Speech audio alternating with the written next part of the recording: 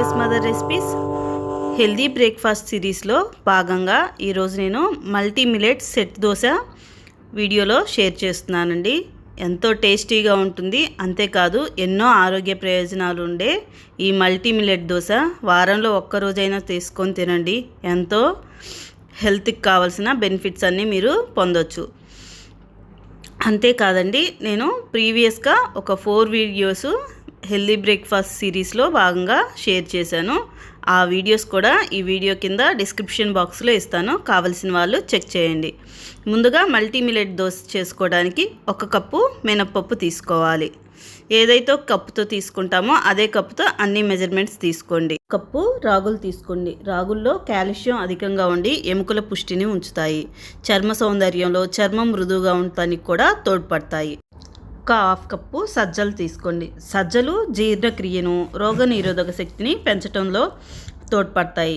చర్మ కణాలను వృద్ధి చేయటంలోనూ ఉపయోగపడతాయి. ఐరన్, ఫైబరు ఎక్కువగా ఉంటుంది ఈ సజ్జల్లో. 1/2 కప్పు పచ్చజొన్నలు తీసుకుంటున్నాను. జొన్నల్లో డయాబెటిక్, బరువు తగ్గటానికి, గుండె సంబంధిత రోగాలకు తగ్గించడంలో జొన్నలు ఎంతో ప్రయోజనంగా ఉంటాయి. అంతేకాదు యాంటీ ఆక్సిడెంట్లు కూడా పుష్కలంగా ఉంటాయి ఇందులో. నెక్స్ట్ కొర్రలు 1/2 కప్పు తీసుకోండి. కొర్రల్లో ఫైబర్ ఎక్కువగా ఉంటుంది. మధుమేహం ఉన్నవారికి రక్తంలో షుగర్ లెవెల్స్ను కంట్రోల్ చేయడంలో చాలా బాగా ఉపయోగపడతాయి. కొర్రలు శరీర పుష్టిని కూడా చాలా బాగా ఇస్తాయి. 1/2 టేబుల్ స్పూను మెంతులు కూడా వేసుకోండి.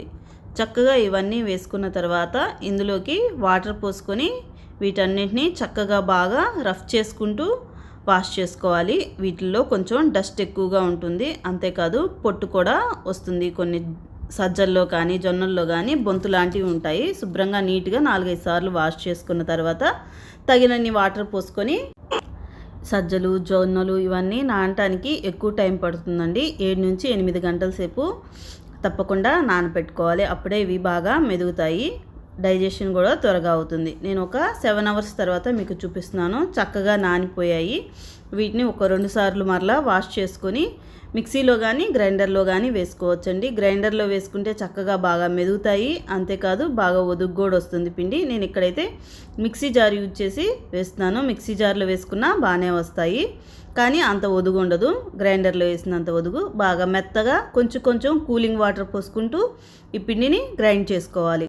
నేను పిండిని 2 బ్యాచ్లుగా గ్రైండ్ చేసుకొని మొత్తం పిండిని గ్రైండ్ చేసుకున్న తర్వాత ఈ పిండిని ఫర్మెంటేషన్ చేయడం కోసం ఒక 7-8 గంటల సేపు పడుతుందండి. చలికాలం కాబట్టి ఇప్పుడు కొంచెం ఎక్కువ టైమే పడుతుంది. చక్కగా దీని మీద ఒక మూత పెట్టేసి నైట్ అంతా పులియబెట్టేసేయండి. చక్కగా మార్నింగ్కి చూడండి చక్కగా పులిసిపోయింది. ఇప్పుడు ఒకసారి గరిటె తీసుకొని చక్కగా ఈ పిండి మొత్తాన్ని కలుపుకోవాలి. నాకు ఈ పిండి అంతా రిక్వైర్డ్ అవ్వదండి. నాకు కావాల్సిన వాటికి పిండి పక్కకు తీసుకొని మిగతా పిండిని ఫ్రిడ్జ్లో స్టోర్ చేసుకొని 4-5 రోజుల వరకు చక్కగా వాడేసుకోవచ్చు. నాకు కావాల్సిన పిండిని పక్కన పెట్టేసుకొని అందులోకి తగినంత ఉప్పు వేసుకోవాలి. తర్వాత గరిటె తీసుకొని చక్కగా కలుపుకోవాలి. ఏదైనా వాటర్ రిక్వైర్డ్ అయితే కొంచెం వాటర్ వేసుకొని పిండిని చక్కగా కలిపేసుకోండి. నాకేం వాటర్ రిక్వైర్డ్ అవ్వలేదు కాబట్టి నేను ఇక్కడైతే వాటర్ ఏం కలుపుకోలేదు. స్టవ్ మీద పెనం పెట్టేసుకొని బాగా హీట్ అయిన తర్వాత కొంచెం ఆయిల్తో గ్రీస్ చేసుకోవాలి.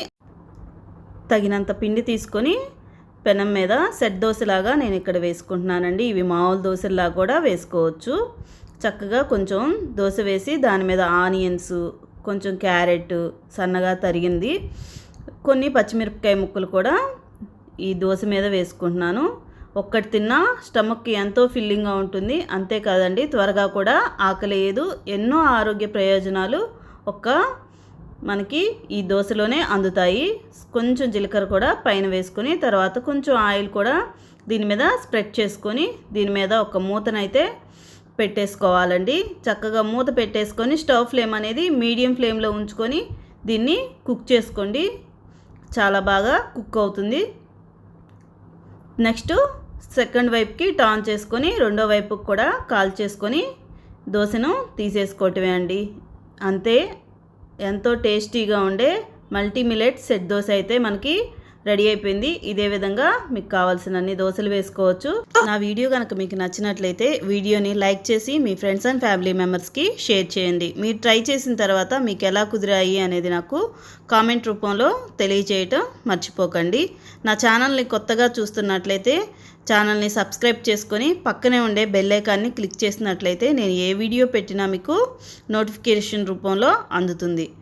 ఈ చక్కటి మల్టీ మిల్లెట్ దోశకి కాంబినేషన్గా పల్లీ చట్నీ లేదా కొబ్బరి చట్నీ వేసుకొని దాని పక్కనే టమాటా చట్నీ కూడా పెట్టుకొని తింటే ఎంతో టేస్టీగా ఉంటుందండి. అంతేకాదు ఎన్నో ఆరోగ్య ప్రయోజనాలు కూడా పొందొచ్చు.